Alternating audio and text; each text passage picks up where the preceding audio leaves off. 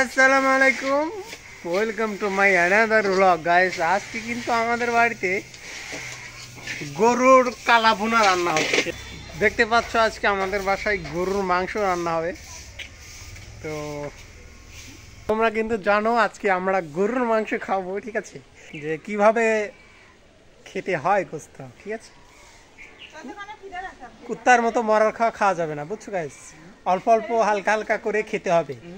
দু পিস করে খাবে, তাহলে তোমাদের এদের শুন গাইস, দু পিস করে মাংস খাবে, তাহলে সাশ্রয় হবে, বুঝছো? মরার খাওয়া যাবে না, ঠিক আছে? 4 বেলার খাওয়া 1 বেলা খাবে, তাহলে কিন্তু অনেক ক্ষতি হয়ে যাবে, বুঝছো? লস হবে তোমাদের, আর্থিক দিক থেকে এগোতে পারবা না। হ্যাঁ, কিসের ফিরারের না গাছ? আবার কিন্তু টুকটুক বৃষ্টি শুরু হয়ে গেল গাছ। এখন কিন্তু আমি গোসল করে খাওয়া দাওয়া করবো, ঠিক আছে? Let's go. এখন দেখো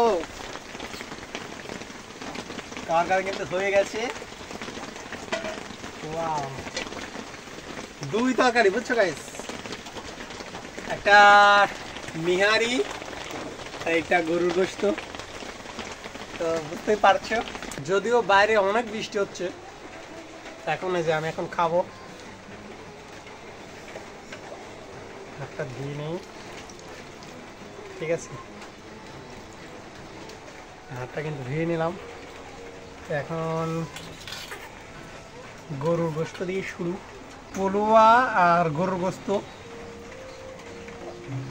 পুরালে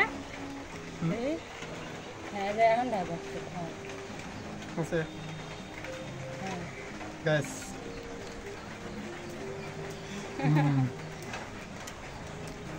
অনেক টেস্ট, বুঝছো গাইস?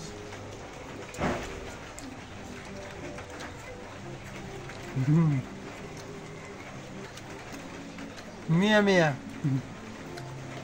খেলে চলে এসো এক্ষুনি আমাদের বাড়িতে।